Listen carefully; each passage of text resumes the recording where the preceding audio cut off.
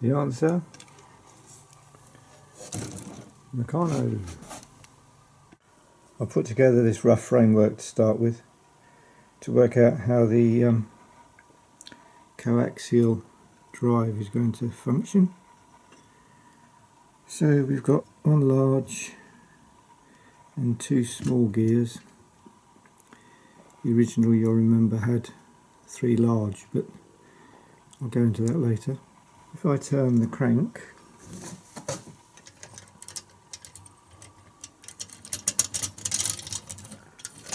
you'll see that the shaft is turning in opposite directions, left and right. And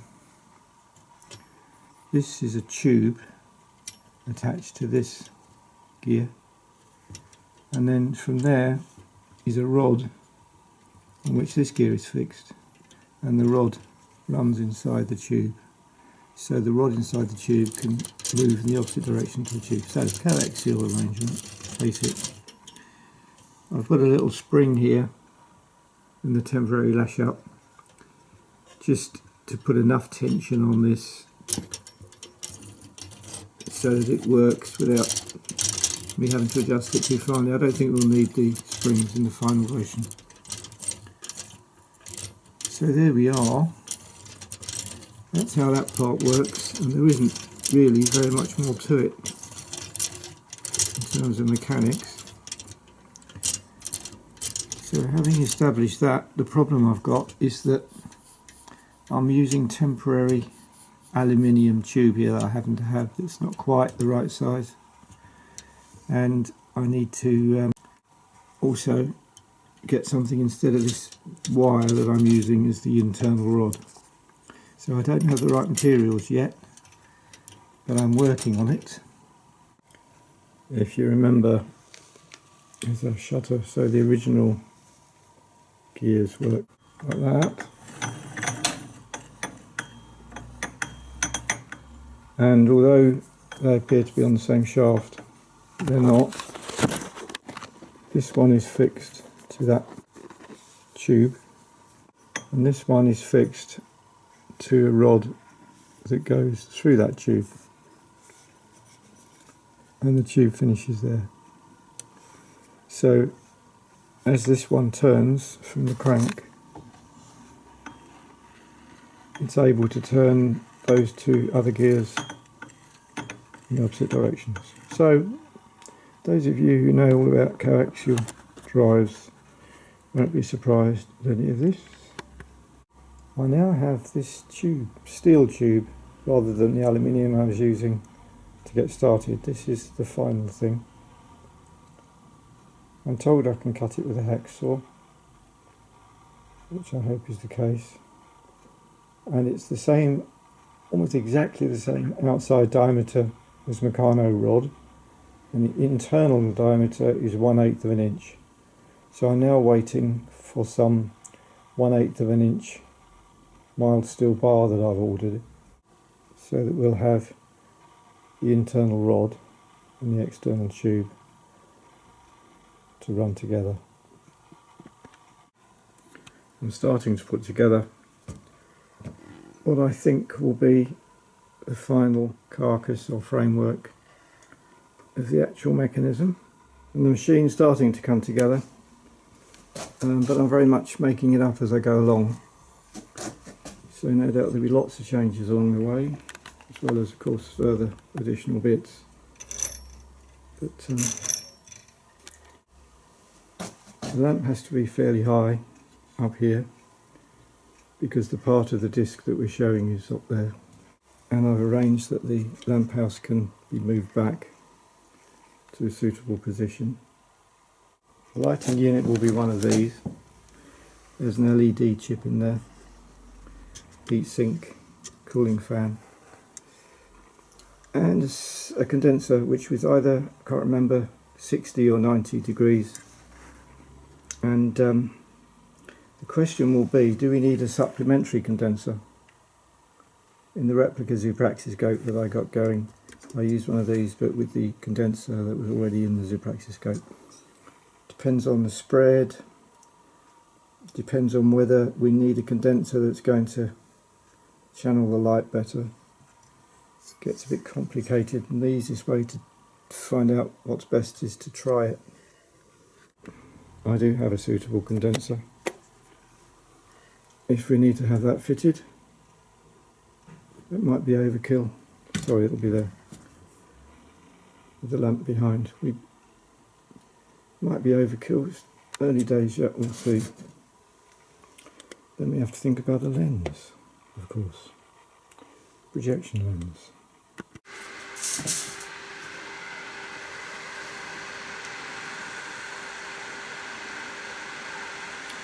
And that's definitely giving a wider spread than is necessary.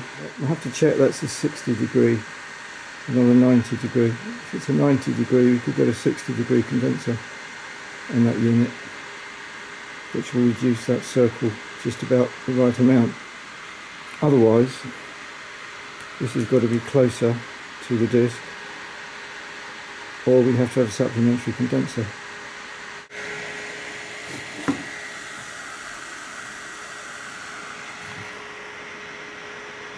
That's now much closer.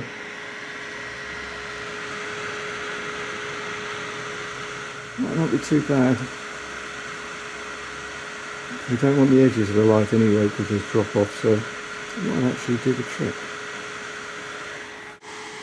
So if I put the other condenser in, certainly reduces the light spread, although there is actually the texture of the small LED elements visible there. I don't know if that would be a problem. So if we go with this condenser and the mechanism up very close to the lamp house, there's going to have to be a way we move either the lamp house or the mechanism away from each other so that we can change the discs. On the original, I think the mechanism can slide out, which is kind of interesting because that's what we could do, or this has to slide back. Probably sliding out mechanism would be best, go with the original design. Now this unit is 100 watt, and when we tested it in one of the old replica Zoopraxiscopes, we got a mains ripple. I've got some more of them, but they're all marked up with the same number, IP67. So another one there.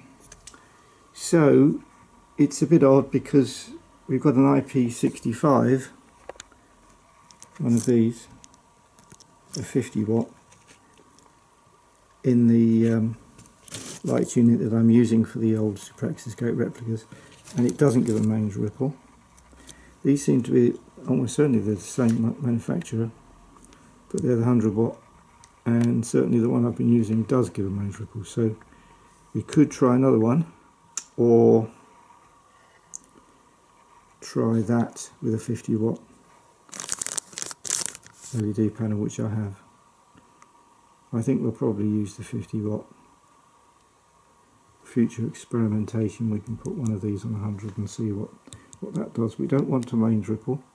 I'm hoping that when we wire this up with the chip, because they appear to be exactly the same as the one I'm using with no problems, that we'll also have no problems and we won't suddenly get a mains ripple with a 50 watt unit. It remains to be seen. I sometimes wonder, it's this sort of thing that makes me think maybe that's why Muybridge much preferred to use limelight rather than the electric that his machine was also capable of being illuminated by. This is the shutter disc, and I put this paper band around to measure the circumference. I divided that by 13, and then I've marked up the paper band in 13 sections.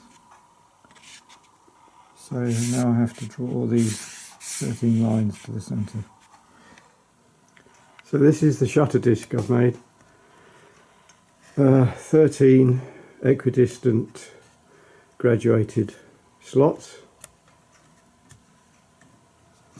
and the mechanism has developed somewhat.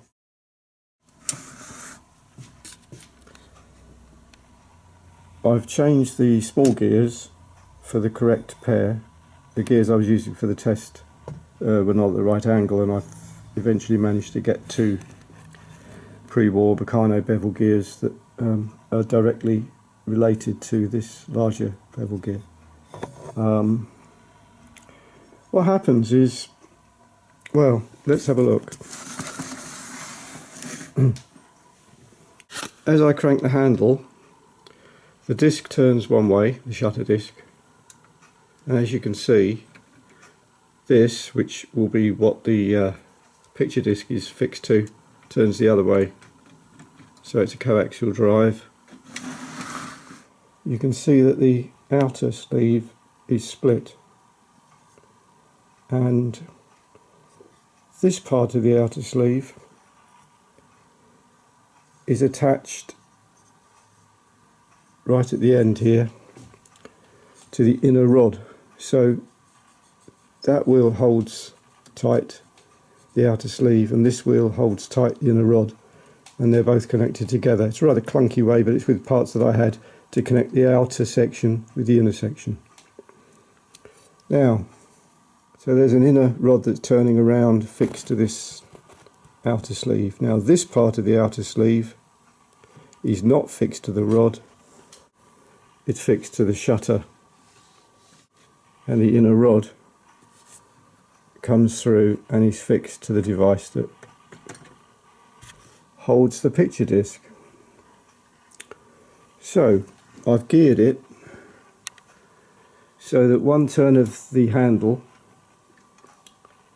just turns this large gear slightly, just a small amount proportion, to compensate for the fact that we don't have three gears of the same size inside. The original Zoopraxiscope has three gears of the same size, and I've arranged it so that about 2 turns of the handle will turn 1 turn of the discs, and that's 13 phases, and because we want about 13 phases a second, and 2 turns of the handle will give us, is quite happily manageable. Slightly less than 2 turns required actually to give a turn of the discs.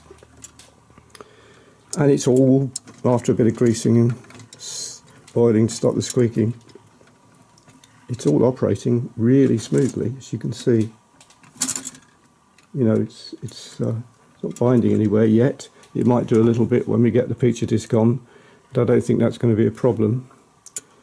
So the next thing is to finish making the new centre attachment on the picture disc, the sample picture disc. At the moment, this shutter is held to the shutter housing, as it were, shutter fixing. It's held on with 2 small nuts to those bolts, but the arrangement finally is for there to be 4 magnets the other side of this disc that click onto 4 magnets on the fitting, and the magnets on the fitting are already in place, but I haven't yet put the magnets on the disc properly in place, so I've put these 2 little nuts on there. But eventually those bolts will simply be locator pins, so it will be very easy during a show to actually pull off this shutter, just held on by the magnets, and then plop on a different shutter, so that we can actually replicate what Muybridge did using shutters with different numbers of slots depending on the nature of his subject. Also, this centre is much smaller than the centre on the Zoopraxiscope, so I'm hoping we can show very much more of the image on those zoetrope discs.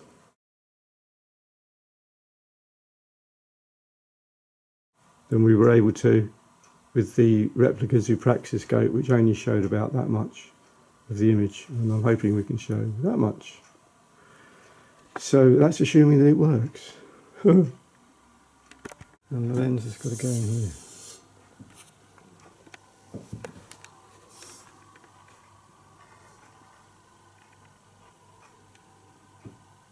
And the glass, and it is glass, not plastic, despite the fact that it's from pound shop type magnifier. Didn't take much to get it out of plastic. Basically just shake it around a bit and it falls out. But for our experiments it's doing the job. So this is the machine so far.